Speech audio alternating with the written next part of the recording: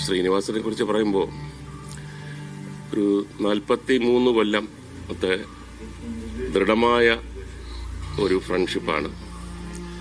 എനിക്ക് തോന്നുന്നത് അദ്ദേഹത്തിൻ്റെ ഒരു പ്രത്യേക തരത്തിലുള്ള ഒരു സ്വഭാവം വെച്ചുകൊണ്ട് എല്ലാം വെട്ടിത്തുറന്ന് പറയുന്ന ഒരു നേച്ചറായിരുന്നു. അതിനകത്ത് സൗഹൃദമോ കാര്യങ്ങളോ ഒന്നും നോക്കത്തില്ല. സിനിമയുടെ കാര്യമാണെങ്കിൽ നല്ല സിനിമ, TV പരിപാടിയാണെങ്കിൽ നല്ല TV പരിപാടി, നല്ല കഥ, നല്ല തിരക്കഥ, അതിനുവേണ്ടി ഒരു വിട്ടുവീഴ്ചയും ചെയ്യാത്ത ഒരാളാണ്. ഒരു തിരക്കഥ അദ്ദേഹത്തിൻ്റെ അടുത്ത് കൊണ്ട് വന്നു കഴിഞ്ഞാൽ അദ്ദേഹം അത് വായിച്ചതിന് ശേഷം പുതിയൊരാളാണെങ്കിൽ പോലും ഒരു മിനിമം 10 ചോദ്യം അങ്ങോട്ട് ചോദിക്കും. ആ ചോദ്യങ്ങൾക്ക് മറുപടി പറഞ്ഞെങ്കിൽ മാത്രമേ ഈ തിരക്കഥയുമായിട്ട് മുന്നോട്ട് പോകത്തുള്ളൂ.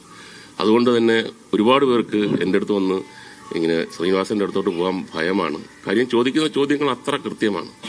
എന്നെ ഏറ്റവും കൂടുതൽ വിഷമിപ്പിക്കുന്നത്, ഞാൻ ശ്രീനിവാസനുമായിട്ട് ഇത്രയും സിനിമയെ അഭിനയിച്ചു, ഇത്രയും കാലം ഒന്നിച്ച് നടന്നെങ്കിലും അദ്ദേഹത്തെക്കുറിച്ച് അവിടെ ഇവിടെയൊക്കെ പരാമർശിച്ചു, അല്ലെങ്കിൽ ഒരു സിനിമയുടെ കാര്യം വരുമ്പം ആ കഥാപാത്രത്തെക്കുറിച്ച് അല്ലെങ്കിൽ അദ്ദേഹത്തിൻ്റെ ഒരു സൃഷ്ടിയെക്കുറിച്ചൊക്കെ പറയുന്നുള്ളതല്ലാതെ അദ്ദേഹത്തെക്കുറിച്ച് പറയുന്ന ഒരു സാഹചര്യം ഞാൻ ആഗ്രഹിച്ചിരുന്നു.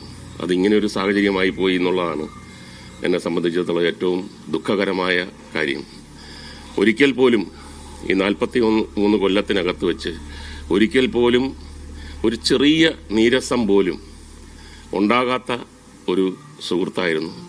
പല സന്ദർഭങ്ങളിലും ഞാൻ തന്നെ അദ്ദേഹത്തിൻ്റെ അടുത്ത് പറഞ്ഞിട്ടുണ്ട്, ഞാനായതുകൊണ്ട് ഇതെല്ലാം ക്ഷമിക്കുന്നു, സഹിക്കുന്നു, വേറെ ആരെങ്കിലും ആണെങ്കിൽ ഇട്ടിട്ട് എറിഞ്ഞിട്ട് പോയേനെന്ന് പറഞ്ഞപ്പോൾ അദ്ദേഹം പൊട്ടിച്ചിരിക്കും.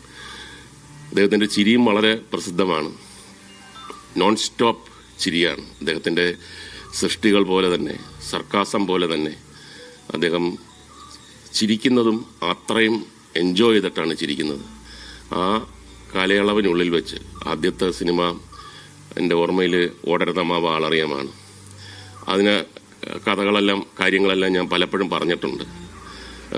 തുടക്കത്തിൽ പ്രിയദർശൻ എന്നോടൊരു ചെറിയ അഭിപ്രായ വ്യത്യാസമോ അല്ലെങ്കിൽ ഞാൻ ശരിയല്ല എന്നൊരു തോന്നലുണ്ടാകുമ്പോഴൊക്കെ അത്ര വലിയ ഒരു ബന്ധമില്ലാതിരുന്ന കാലത്ത് തന്നെ ശ്രീനിവാസൻ എനിക്ക് വേണ്ടി ഫൈറ്റ് ചെയ്ത് പിൽക്കാലത്ത് പ്രിയദർശനെ തിരുത്തി അവിടുന്ന് തുടങ്ങുന്ന സൗഹൃദം ഓർക്കാനാണെങ്കിൽ ഒരുപാട് കാര്യങ്ങളുണ്ട്. അപ്പോൾ ഒരു ദിവസം ഞാൻ അവിചാരിതമായിട്ട് അദ്ദേഹത്തിൻ്റെ അടുത്ത് പറഞ്ഞു, നമ്മൾ ഇത്രയും കാലം ഒന്നിച്ച് നിങ്ങൾ കഥ, തിരക്കഥ, സംഭാഷണ, സംവിധാനം, അഭിനയം എല്ലാം ഉണ്ട്. അപ്പോൾ നമുക്കൊരു സിനിമ പ്രൊഡ്യൂസ് ചെയ്യണം. വലിയ ബ്രഹ്മാണ്ഡ ചിത്രമൊന്നുമല്ല, പക്ഷെ അത് നമ്മുടെ ജീവിതത്തിൽ ഒരു നാഴികക്കല്ലായിരിക്കണം. നല്ലൊരു സിനിമ എടുക്കണമെന്ന് പറഞ്ഞപ്പോൾ അതിനും അദ്ദേഹം പൊട്ടിച്ചിരിച്ചു. പിന്നെ കുറച്ച് നാൾ കഴിഞ്ഞപ്പം ഒരു കല്യാണം, എറണാകുളത്തുള്ള ഒരു കല്യാണം അറ്റൻഡ് ചെയ്യാൻ വേണ്ടി ഞാൻ വന്നപ്പം പെട്ടെന്ന് അദ്ദേഹം എന്നെ ഇങ്ങനെ സൂക്ഷിച്ചു നോക്കിയിട്ട് പറഞ്ഞു, ഒരു കാര്യം പറയാനുണ്ടെന്ന് പറഞ്ഞു. അപ്പോൾ ഞാൻ പറഞ്ഞു, കല്യാണം അതിനേക്കാൾ പ്രധാനപ്പെട്ട കാര്യമാണ് എന്ന് മാറ്റി നിർത്തിയിട്ട് കഥ പറയുമ്പോൾ എന്ന സിനിമയുടെ കഥ എന്നോട് പറയുകയാണ്. എൻ്റെ കണ്ണ് നിറഞ്ഞുപോയി. ആ കഥ പറഞ്ഞിട്ട് പറഞ്ഞു, നീ എൻ്റെ അടുത്ത് അന്ന് ഒരു കാര്യം പറഞ്ഞില്ലേ, ഒരു സിനിമ എടുക്കണമെന്ന്, നമുക്ക് ഈ കഥയായാലോ? ഞാൻ പറഞ്ഞു, ഇതിനപ്പുറം ഒരു കഥയില്ല. കാര്യം ഇത് സൗഹൃദത്തിൻ്റെ, ലോകമെമ്പാടും സുഹൃത്തുക്കളുടെയും സൗഹൃദത്തിൻ്റെയും ഒരു സന്ദേശം കൊടുക്കുന്ന ഒരു കഥയാണിത്. തീർച്ചയായിട്ടും ഇത് വേറെ ആർക്കും വിട്ടുകൊടുക്കരുത്, നമ്മൾ തന്നെ എടുക്കണം എന്ന് പറഞ്ഞപ്പോൾ അദ്ദേഹം ചിരിച്ചു തുടങ്ങി.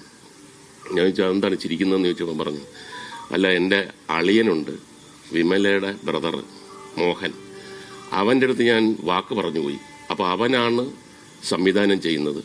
ഒരു നിർമ്മാതാവെന്ന നിലയിൽ നിനക്കെല്ലാം അഭിപ്രായ വ്യത്യാസം ഉണ്ടെങ്കിൽ ഈ കഥ പൊളിയും, ഈ സിനിമ പൊളിയും ഇവിടെ വെച്ച് തന്നെ.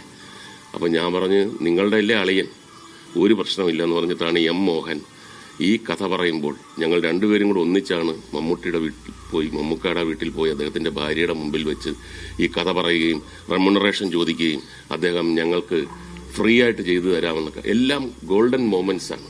ജീവിതത്തിലും സിനിമയിലും ഉണ്ടായിട്ടുള്ള ഏറ്റവും വലിയ ഗോൾഡൻ മൊമെന്റ്സ് ആണ്. പിന്നീട് തട്ടത്തിൻ മറയത്ത് അദ്ദേഹം എടുത്തിട്ട് അദ്ദേഹം ഇങ്ങനൊരു കഥ കേട്ടു. വിനീതാണ് എഴുതിയത്. അപ്പം കഥ ഇന്നലെ തിരക്കഥ മുഴുക്ക വായിച്ചിട്ട് കുറെ കാലത്തിന് ശേഷം എനിക്ക് ദുഃഖം കൊണ്ടാണോ സന്തോഷം കൊണ്ടാണോ എന്നറിഞ്ഞൂടെ എൻ്റെ കണ്ണ് നിറഞ്ഞു. നമുക്ക് ആ സിനിമ പ്രൊഡ്യൂസ് ചെയ്താലോ? ഞാൻ പറഞ്ഞു, പിന്നെ തിരിഞ്ഞു നോക്കേണ്ട ആവശ്യമില്ല എന്ന് പറഞ്ഞപ്പോൾ അദ്ദേഹം വീണ്ടും അദ്ദേഹത്തിൻ്റെ ഒരു രീതിയിൽ എന്നോട് പറഞ്ഞു, നമുക്ക് രണ്ടുപേർക്കും റോൾ ഉണ്ടാവും എന്നുള്ള കാര്യം സംശയമാണ്. എല്ലാം സംവിധായകനാണ്. വിനീത് മകനാണെങ്കിലും വിനീത് തീരുമാനിക്കും. അപ്പം ഞാൻ പറഞ്ഞ കഥ കേട്ടിട്ട് എവിടെയെങ്കിലും സാധ്യതയുണ്ടോ? സാധ്യതയൊക്കെ ഉണ്ട്, പക്ഷെ അതെല്ലാം സംവിധായകന്റെയും തിരക്കഥാകൃത്തിന്റെയും രണ്ടും ഒരാളാണ്. അവരുടെ ഇതിന് വിട്ടുകൊടുക്കണം. നമ്മൾ അതിനകത്ത് കയറി നമ്മൾ പ്രൊഡ്യൂസർ എന്ന നിലയിൽ നമ്മൾ കൈകടത്താൻ പാടില്ല. ഞാൻ പറഞ്ഞു ഓക്കെ, നമ്മളില്ലെങ്കിൽ ഇല്ല, പക്ഷെ സിനിമ ഇത് നമ്മളെടുക്കണം. ഒരാഴ്ച കഴിഞ്ഞപ്പോൾ വീണ്ടും ഫോൺ വിളിച്ചിട്ട് ഒരു പൊട്ടിച്ചിരിയാണ്. ഞാൻ ചോദിച്ചു എന്താണ്? ഞാൻ അകത്തായി, നിന്റെ കാര്യം ഇപ്പോഴും സംശയത്തിലാണ്. ഇതാണ് അദ്ദേഹം ജീവിതത്തെ നോക്കിക്കാണുന്ന രീതി.